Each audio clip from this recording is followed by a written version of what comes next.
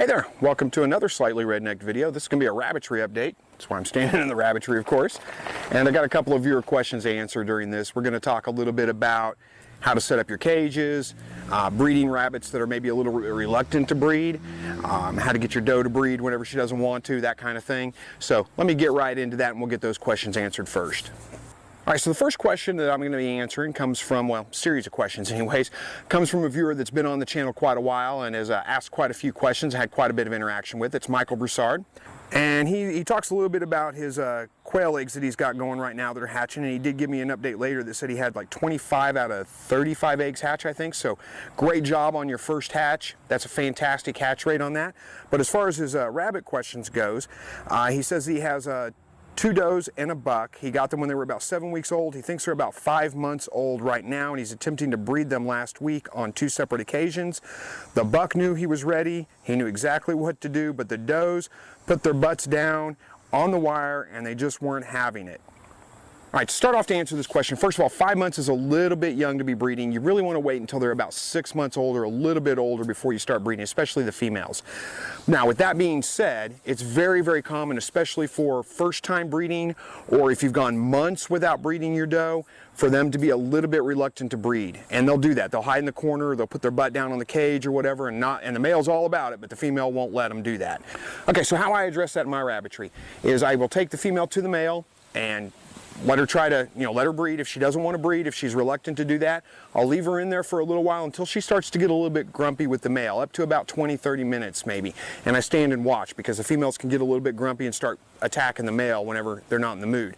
If she starts doing that, then I move her out of the cage and I'll bring her back maybe later that evening, or I'll bring her back the next morning and I'll try again.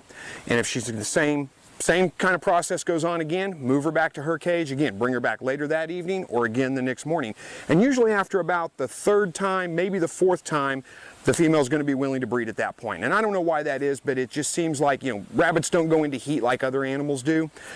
They just become receptive whenever they are bred, and it seems like that act of the male wanting to breed them is what kind of gets them going, primes them, so to speak. So, I've seen other videos where people will force the rabbits to breed, where they'll hold the female, lift her up for the male himself, and you can do that if you want to. I've never found it necessary. I usually find just a constant reintroduction to them every day for about 2 or 3 days, and usually about the 3rd day, sometimes the 4th day. She's more than willing to breed at that point, and that usually takes care of the problem. So hopefully that answers that part of the question for you. All right, the next question comes from a viewer by the name of BirdDog1. Fairly new viewer, I think, or fairly new commenter anyway in my video. He's commented on a few of them, but just recently. And what his question's revolving around is he wants to know, first of all, what type of rabbit should he start with for a male and a female. He's going to start out with 1 male and 2 females, and then he talks a little bit about his cage setup that he's planning on by putting the male in the middle with cage dividers on the sides, where he can just lift the cage divider, let the male go into either cage. You can lift the divider, let the male go in with the female on one side, or lift the other divider, let the female go in on the other side. Okay, let me start off by addressing your cage setup there. First of all, great ingenuity on that. Sounds like a fantastic idea, except for one thing. One thing I would caution you about, and I'm not telling you not to do this because I've heard of people doing this before and had success with it, but one thing I will caution you about is it's never a good idea to take the male to the female. It's always a better idea to take the female to the male. The males are going to be extremely eager to breed, and females can get very territorial of their cage setup. I've got a breeding video I'm going to be putting out here in a couple of days that shows how to breed them, and I'm going to address that question in that as well. But the short part of that is that the females can get incredibly aggressive with a male if he's entering into their cage and they're not in the mood to breed. They can attack the male, they can kill the male, they can castrate the male, or seriously maim him. So, if you are going to go with that kind of a cage setup, what I would caution you about is to make sure that you wear gloves so you can break it up if you need to, and make sure that you have easy access to get the male out of that cage if the female starts attacking him, or get the female away from him. Personally, I would not do that. I always take the female to the male's cage, and for that very reason alone, and that's common wisdom on that. So you might want to rethink your cage plans a little bit, or at very least, like I said, just be prepared to break up a fight if it occurs. Now, with that being said, if you do set up this kind of a cage setup and it works out just fine for you, make sure to let me know. I'd love to see how it's working, and maybe you don't have any problems with the rabbits after all. Let me move on to talking about what types of rabbits that you need to get. And I think a lot of that's going to depend a little bit on what you can get in your area. Check Craigslist, check for local rabbitries, people in the area. And I always suggest buy your rabbits locally. They're going to be more acclimated to your weather pattern, so they're going to be able to stand up to your summers a little bit better, handle your winters a little bit better.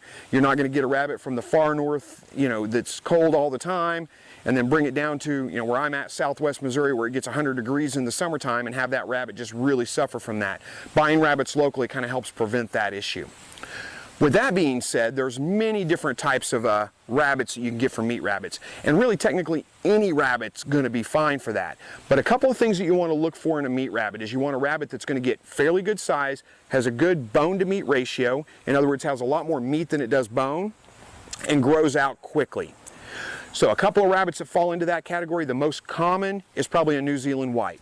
This is a New Zealand white behind me. This is my doe, New Zealand white doe. See if she'll come up to the front of the cage. She's a little nervous. She doesn't like to be handled too much. So she might not be, let me get the cage open. She might not be the friendliest, but let's see. Come on, it's okay. Relax. She can usually tolerate a little bit of petting, but you can kind of see this is a big rabbit. I mean, this is a 10-pound rabbit. And the good thing about a New Zealand white is that she has fairly large litters. Her average litter size is about 8 to 9 rabbits, and she can mother all of them just fine. She usually takes care of them really well. They're a hardy breed. They tend to not have too many kind of health problems, and they grow out very quick. So the babies are usually ready to butcher by about 8 weeks old. They're up to about 5 pounds by that size. So that's a good thing. That means I don't have to feed rabbits out for months and months and months and months and months before I can eat them. The longer I have to feed them, the less cost efficient it is, so to speak. So this is probably the most common breed of meat rabbit is a New Zealand white. All right, so this is probably the second most common type of meat rabbit. This is a California. This is my buck. He's super friendly, just loves attention, loves to be petted. Let me get this cage opened up here. So you can see he'll come right up to the front of the cage here usually and just almost beg for attention, wants to be petted a little bit, likes the attention. Not much for being picked up, but really likes to be, just reach in and give him a good back scratch and scratch his head a little bit. He seems to enjoy that quite a bit. He's, these are another very similar to the New Zealand whites. Pretty good body size. He's not the biggest rabbit ever, but they get pretty good size, 9 to 10 pounds usually, or 8 to 10 I should say. And again, their babies grow out very fast, so they're very, very similar to a New Zealand white. Now, one thing that I think is a good idea is to get maybe 2 different rabbits of 2 different breeds. There is something to be said about hybrid vigor. So I breed, this is my buck. I breed him to my New Zealand white, so I get crosses in the young, and that makes them a little bit more hardy. Just that first generation, they tend to live a little bit easier, not have as many problems, not die in the nest box, any of those kinds of things, be a little bit hardier. So it's a good idea to crossbreed them. If you're just breeding for meat, just crossbreed them. You'll get those hybrid young, and they tend to grow out a little bit better. So this is a good meat rabbit as well, a California. Okay, you can also get New Zealands in other colors. This is a New Zealand cross rabbit right here. This is my other doe. And I was told she was crossed with a New Zealand and a Flemish Giant. Now, I don't know if that's true or not. Flemish Giants have been used for, they get great big. Purebred Flemish Giants up to about 20 pounds. Not really, in my opinion, the best meat rabbit out there for a couple of reasons. They get big, so you might think of that as an advantage initially, but the disadvantage to that is that you're going to need much bigger cages, of course. They're much, much heavier. They eat a lot more because of their size, and their bone-to-meat ratio is a lot lower. So you may have a larger rabbit, but you're not going to get as much meat out of it because their bones are so much bigger.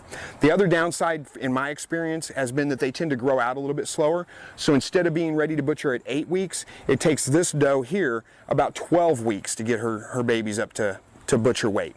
So she's a great mother. She does a fantastic job taking care of her bunnies, but it just takes them a whole nother month of me feeding them to get them up to butcher weight. And that may not seem like a really big deal, but to me, it's just a little bit of a downside. Now, not big enough. I'm probably not going to get rid of her. I thought about it, but she's kind of grown on me. She's just super friendly and easy to handle and easy to deal with.